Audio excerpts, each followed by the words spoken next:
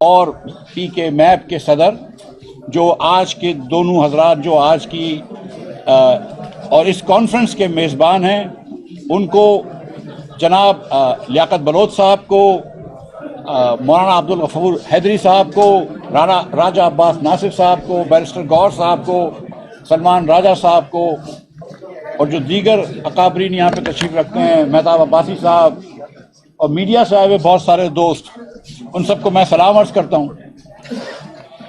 ہم نے یہ کانفرنس بلائی تھی یہ بات کرنے کہ ملک میں قانون کی حکمرانی نہیں ہے اور آئین کی بالادستی نہیں ہے، لیکن اس سے پہلے کہ ہم یہ کانفرنس کے دوسرے دن آج اس بات کو ثابت کرتے کہ ملک میں قانون کی حکمرانی نہیں ہے، حکومت نے خود یہ ثابت کر دیا صبح ہم کو گیٹ کے باہر کھڑا کر کے۔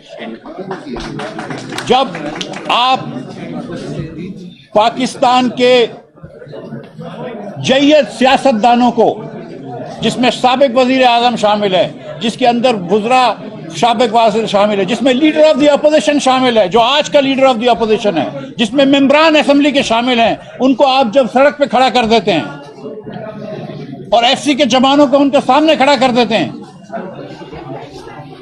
تو اس حکومت کی ذمہ داری ہے۔ اس حکومت نے قانون کی حکمرانی سے ہٹ کے اس حکومت نے آئین کی پامالی کی ہے، اور یہی بات ہم کرنے آئے تھے جو اس حکومت نے ثابت کر دی۔ ان کو شرم آنی چاہیے کہ آج اسما جہانگیر آڈیٹوریم انہوں نے لاک کر کے رکھا ہوا ہے۔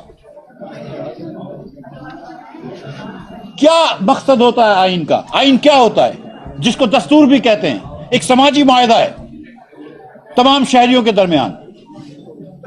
جب یہ بات کرتے تھے مسلم لیگ والے کہ ووٹ کو عزت دو، تو وہ آئین کو عزت دینے کی بات کرتے تھے، کیونکہ آئین کی فاؤنڈیشن شروع ہوتی ہے فری اینڈ فیئر الیکشن سے۔ لیکن ووٹ کو عزت دو اس وقت نہیں دی جاتی جب صرف آپ کو عوام ووٹ دے جا رہی ہو، ووٹ کو اس وقت بھی دی جاتی ہے جب آپ کے خلاف ووٹ پڑ رہا ہو، اس وقت آپ نے اقتدار کو عزت دی۔ اور آج اقتدار کو عزت دینے کے لیے ان کے پاس منہ چھپانے کی جگہ ہے، ان کو شرمندگی کی وجہ سے یہ سامنے کوئی گفتگو نہیں کر سکتے، اور جب ان کے پاس کوئی گفتگو کرنے کے لیے نہیں ہے، ان کے پاس کوئی بات کرنے کے لیے نہیں ہے، تو دوسری کی بات پہ پابندی لگاتے ہیں۔ کیا مقصد ہے سیاست کا؟ سیاست کا مقصد یہ ہے کہ آپ کے بچے جو ہیں اور آپ کے نواسے اور آپ کے پوتے جو ہیں وہ وزرائے اعظم بن جائیں، وزرائے اعلیٰ بن جائیں، یہ مقصد ہے سیاست کا کیا؟ یا سیاست کا مقصد یہ ہے کہ آج اس ملک کے اندر 10 کروڑ 50 لاکھ لوگ غربت کی لکیر سے نیچے نہیں ہونے چاہیے؟ آج 7 کروڑ بچے ہمارے پاکستانی بچے، میرے اور آپ کے بچوں کی طرح آج غربت میں نہیں ہونے چاہیے، آج رات کو ان کو کھانا ملنا چاہیے، وہ بھوکے نہیں سونے چاہیے۔ یہ سیاست کا مقصد ہے، نہ کہ صرف یہ کہ آپ اپنے رشتہ داروں کو نوازیں، اپنے بچوں کو نوازیں۔ مگر اس حکومت نے، جس میں پیپلز پارٹی برابر کی شریک ہے، کوئی قانون اور آئین کی پاسداری نہیں کی۔ وہ اسمبلی جو کہ یہ خود مانتے ہیں کہ منتخب نہیں ہے، جس میں فارم 47 کا ایک سیلاب آیا ہوا ہے، اس اسمبلی کے اندر راتوں رات آپ نے کیوں پاس کروایا امینڈمنٹ؟ آپ یہ گفتگو اس پہ نہیں کر سکتے تھے؟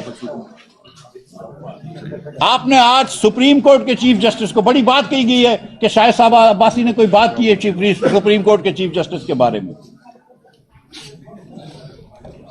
2 باتیں میں یہاں کرنا چاہتا ہوں۔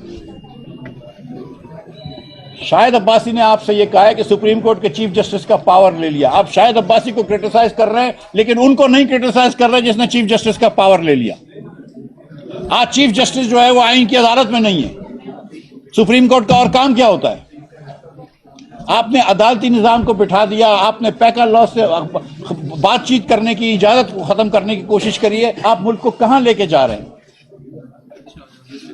آپ ملک کو کس طرف دھکیل رہے ہیں؟ یہاں پہ بلوچستان کی بات ہوئی ہے، یہاں پہ کے پی کی بات ہوئی ہے، سندھ کے اندر کنال کے اوپر بہت ساری باتیں ہوئی ہیں۔ کوئی ایک ریفارم شہباز شریف کی حکومت نے نہیں کیا، صرف وہی قوانین کیے ہیں کہ اپنی حکومت بچائے، اپنی خاندان کو آگے بڑھائے۔ تو یہ اس پاکستان کے لوگوں کو منظور نہیں ہے۔